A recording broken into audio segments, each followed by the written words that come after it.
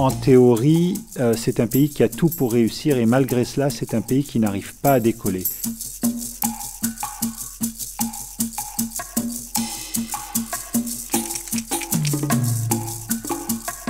La colère de la rue, la colère de la population est tellement importante.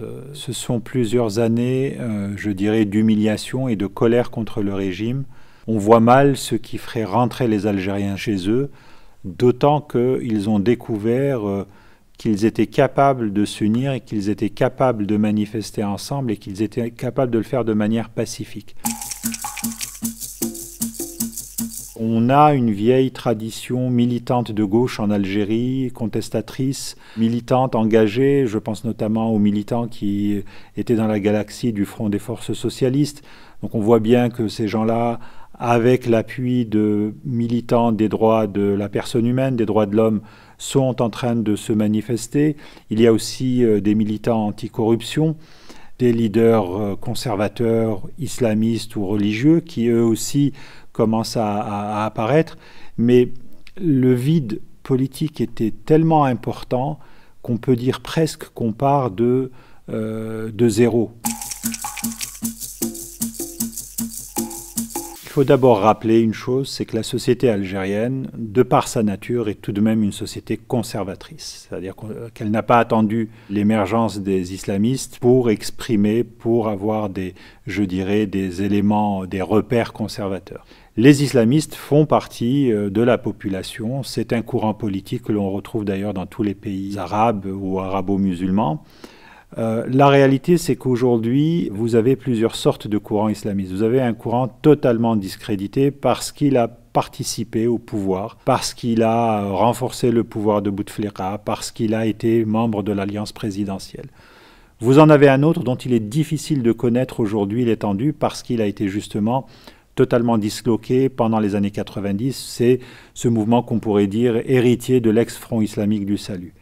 On n'en sait pas beaucoup aujourd'hui, il n'y a pas de tête pensante de ce mouvement, mais il est évident que c'est un mouvement qui a la capacité de s'organiser rapidement parce qu'il a son programme déjà fait, il a ses relais, et dans les semaines, les mois à venir, il ne faudra pas être surpris de le voir apparaître. Alors il y a très certainement des influences en termes d'organisation concernant le mouvement des frères musulmans, mais je dirais qu'il y a tout de même un bémol important à apporter, c'est qu'en Algérie, vous avez très peu de mouvements qui sont, je dirais, internationalistes. Et ce qui caractérise beaucoup les islamistes, en tout cas un nombre important d'islamistes algériens, c'est que la dimension nationaliste est très importante.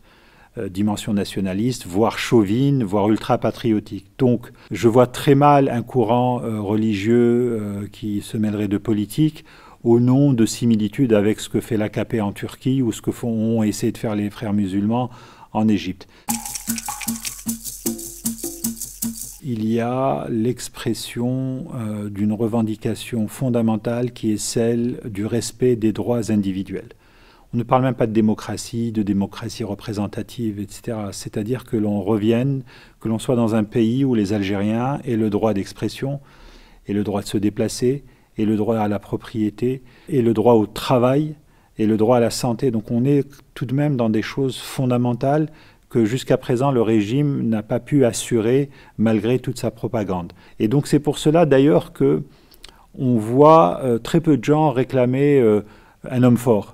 Parce que les Algériens ont été instruits par l'histoire, ils se sont rendus compte qu'à chaque fois qu'un homme fort est arrivé au pouvoir, ils en ont pris pour plusieurs années, voire plusieurs décennies avec lui de pouvoir. Je rêve d'une Algérie où les droits des citoyens seraient respectés, et je rêve surtout d'une Algérie qui serait débarrassée de la camarilla, du clan actuel qui la dirige, et qui n'a d'autre intérêt que sa propre fortune, ses propres intérêts personnels. L'Algérie est un pays riche, avec des potentialités énormes. C'est un pays qui a de l'énergie, le pétrole et le gaz. C'est un pays qui a les hommes, des diplômés. C'est un pays qui a de l'eau encore, qui a une agriculture. Donc, en théorie, c'est un pays qui a tout pour réussir. Et malgré cela, c'est un pays qui n'arrive pas à décoller.